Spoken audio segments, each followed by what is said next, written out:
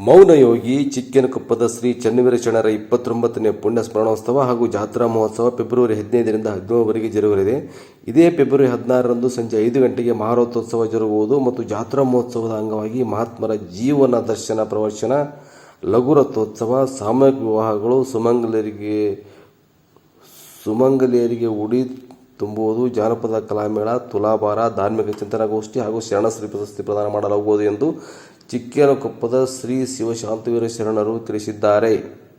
ಮಹಾತ್ಮರ ಜೀವನ ದರ್ಶನ ಅನ್ನುವಂಥ ಆಧ್ಯಾತ್ಮಿಕ ಪ್ರವಚನವನ್ನು 9 ದಿನಗಳ ಕಾಲ ಏರ್ಪಡಿಸಿ ಶರಣರ ಸಂದೇಶವನ್ನು ಮುಟ್ಟಿಸುವಂಥ ಕಾರ್ಯವನ್ನು ಶ್ರೀಮಠ ಮಾಡ್ತಾ ಇದೆ. ಜಾತ್ರೆಯ ಅಂಗವಾಗಿ ಸುಮಾರು 45 ಸಾಮೂಹಿಕ ವಿವಾಹಗಳನ್ನು ಏರ್ಪಡಿಸಿ ಬಡವರಿಗೆ, ಅಸಹಾಯಕರಿಗೆ ಇದೊಂದು ಜಾತ್ರೆ ಉತ್ಕೃಷ್ಟವಾಗಿರ್ತಕ್ಕಂಥ ಕಾರ್ಯಗಳನ್ನು ಮಾಡಬೇಕು ಅನ್ನೋ ದೃಷ್ಟಿಯಲ್ಲಿ ಈ ಕಾರ್ಯವನ್ನು ಹಮ್ಮಿಕೊಳ್ಳಲಾಗಿದೆ. ಪುಣ್ಯಸ್ಮರಣೆಯ ನೆಪದಲ್ಲಿ ಶರಣಶ್ರೀ ಪ್ರಶಸ್ತಿ ಪ್ರದಾನವನ್ನು ಮಾಡುವುದರ ಮೂಲಕ ಅನೇಕ ಸಾಧಕರನ್ನು ಗುರುತಿಸಿ ಅವರಿಗೆ ಶರಣರ ಹೆಸರಿನಲ್ಲಿ ಶರಣಶ್ರೀ ಪ್ರಶಸ್ತಿಯನ್ನು ನೀಡಿ ಗೌರವಿಸಲಾಗುವುದು.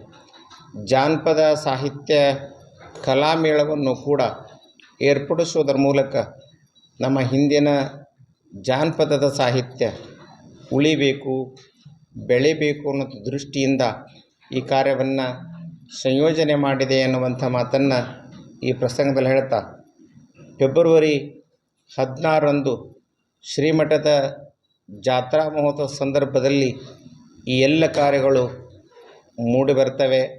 ಸುಮಾರು 1.5ರಿಂದ 2 ಲಕ್ಷ ಸದ್ಭಕ್ತರು ಈ ಕಾರ್ಯಕ್ರಮದಲ್ಲಿ ಭಾಗವಹಿಸ್ತಾರೆ ಎನ್ನುವಂಥ ಮಾತನ್ನು ಈ ಪ್ರಸಂಗದಲ್ಲಿ ಹೇಳ್ತಾ, ನಮ್ಮ ಪತ್ರಿಕಾ ವರದಿಗಾರರು ಹಾಗೂ TV ವರದಿಗಾರರು ಸುಮಾರು ವರ್ಷಗಳಿಂದ ನಮ್ಮ ಶ್ರೀಮಠದ ಜಾತ್ರೆಯನ್ನು ಪರಿಚಯಿಸುವುದರ ಮೂಲಕವಾಗಿ ರಾಜ್ಯದ ತುಂಬೆಲ್ಲ ಶ್ರೀಮಠದ ಸತ್ಕಾರ್ಯಗಳು ನಡಿಬೇಕಾದರೆ ತಮ್ಮೆಲ್ಲರ ಸೇವಾ ಮನೋಭಾವನೆ, ತಮ್ಮೆಲ್ಲರ ಪ್ರೀತಿ ವಿಶ್ವಾಸ ಕಾರಣ ಅನ್ನುವಂಥ ಮಾತನ್ನು ಈ ಪ್ರಸಂಗದಲ್ಲಿ ಹೇಳಲಿಕ್ಕೆ ಇಷ್ಟಪಡ್ತೇನೆ.